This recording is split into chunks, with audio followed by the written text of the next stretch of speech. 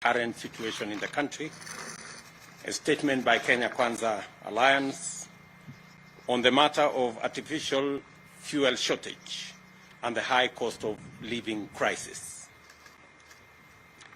The nation of Kenya is groaning.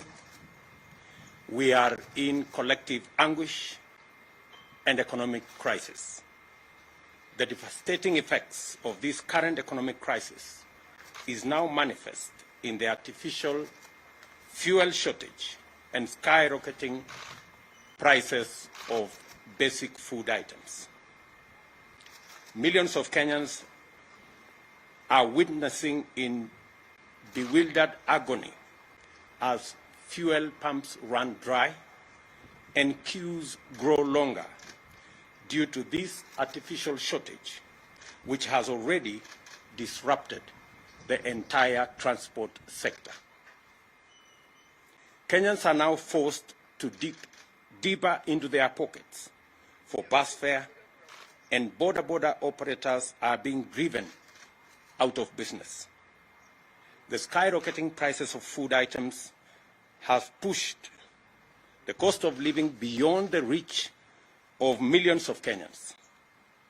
Many farmers have failed to plant because the price of fertilizer has moved from 3,000 last year to a high of 7,000 per 50-kilogram bag, a price that is well beyond the reach of most farmers during this planting season. It thus therefore means that this year's harvest will be dismal, further compounding the problem of food security in our country. Cooking gas that was retailing as 2,300 in February, just 2 months ago, is now sold at Kenya shillings 3,350.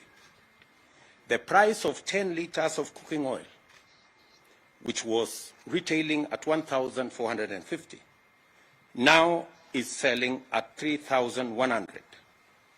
And as already stated, fuel shot up from Kenya shillings 135 per liter of petrol to between 150 shillings and 205 in some parts of our country. Hospitals that rely on fuel to maintain life support equipment are equally in a crisis. The government of Kenya knows that millions of households cannot cope with these prices. The largest casualties, naturally, of this crisis is the vulnerable in our society.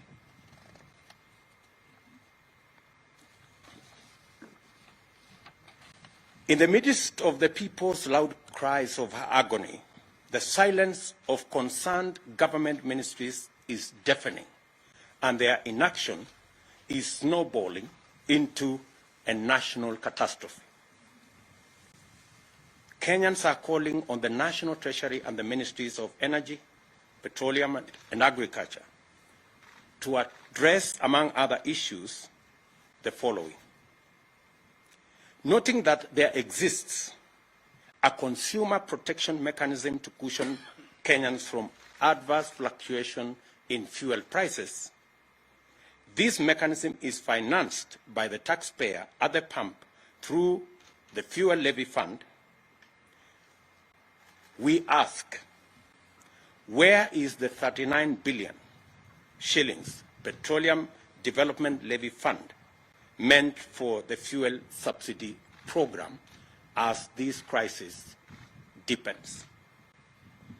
The Auditor General has already raised questions on the irregular and illegal diversion of these consumer protection funds to state agencies and unnamed private entities. She has also decried abuse on the petroleum import system in favor of some preferred and politically connected oil marketers deliberately depriving Kenyans of the subsidy mechanism. Can the Treasury also confirm or deny that the diversion of funds has been used in debt servicing and infrastructure development without the approval of the National Assembly? Can the Ministry of Energy and Petroleum list the import quotas that have been allocated to oil marketers over the last 1 year, and which are these oil marketers by name? The Petroleum Products, that is Tax and Levies Amendment Bill of 2021, whose passage has been frustrated in Parliament, should be processed, and all the roadblocks and back and forth between the different departments of government be removed, so that this bill can be passed as a matter of national emergency. For the record, this bill seeks to reduce the huge levies on petroleum products. That is the reason why our prices in Kenya are beyond the international prices, including prices in our neighboring countries. Why, we dare ask, hasn't there been any subsidy allocation in the budget in the last 3 years, including in last week's supplementary estimates, where our Kenya Kwanza MPs tried to provide for allocation for the subsidy program on fertilizer, but it was frustrated. Only for the Ministry of Agriculture to engage in the current PR stunts late in the day to pretend to provide subsidized fertilizer. We understand that the ministry is all over the place trying to launch some subsidized fertilizer program. This is not only ridiculous, but absurd. How do you, for example, make a farmer who requires 1,000 bags of fertilizer to queue for 5-6 hours, only for him to be or her to be told that you can only get 10 bags in a very widely publicized launch? I mean, if you're going to give 10 bags of fertilizer, please avoid the unnecessary launch. The high fuel prices are unprecedented and are not due to ordinary market responses to global crude oil price dynamics. Our problem is cruder and more local. This is the result of collusion between monopolistic cartels and economic saboteurs on one hand, and oblivious, reckless, insensitive, and incompetent public officials on the other. Insatiable greed and corruption is driving us over the cliff. The current state of affairs is a clear manifestation of the vestiges of the conflict of interest and state capture that is now pervasive in all sectors of our economy. Kenyans, in their entirety, want an end to the issue of conflict of interest and state capture.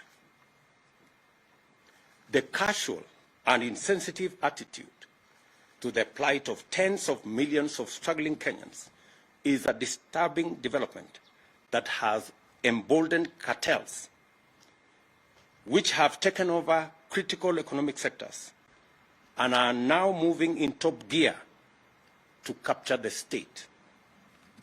That is why the benefits, powers, advantages, privileges, and other interests of these barons and cartels take priority over the plight of 50 million Kenyans. This is also why, in the midst of this distressing crisis, the loudest messages from public officials, including ministers, are centered around BBI reggae and Azimio jingle bells and whistles. These turn deafness, greed, and callous indifference must stop. We therefore call on the National Treasury to account for all diversions of funds out of Petroleum Development Fund and to restore the fuel subsidy mechanism without delay. The Treasury must rise to its constitutional accountability and live up to the Public Finance Management Act. Failure to do the right thing will convert the National Treasury into a cog in state capture and corruption that will destroy our country. We demand that public officials responsible listen to the agonized cries of millions of suffering Kenyans and abandon their exclusive and destructive subservience to cartels and barons of state capture and do something about the rapidly deepening economic crisis. This is a statement by Kenya Kwanza. I will take one or two questions just to clarify the statement that we have made.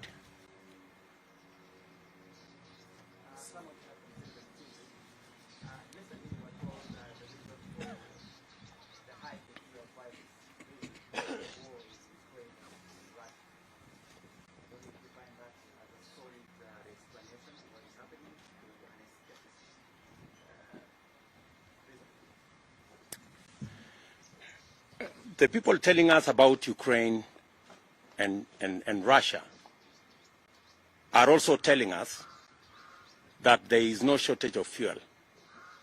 They are also trying to blame oil marketers. So they are even conflicted in the reasons why we have an artificial crisis in the country. From their own statement, they are not sure of what to say.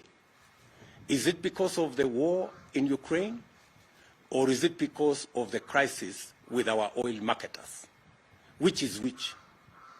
And that goes to tell you that this crisis is orchestrated, and it is as a result of the cartels and barons who have taken over, using conflict of interest and state capture in our economy. I mean, a straight answer would be, how come that fuel in Uganda is cheaper than fuel in Kenya? So, and yet the fuel being sold in Uganda goes through Kenya.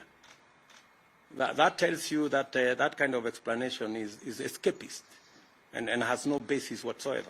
We should address ourselves to the crisis that is there in the country and the monopolies that have taken our fuel and economic sector captive. Yes, my friend.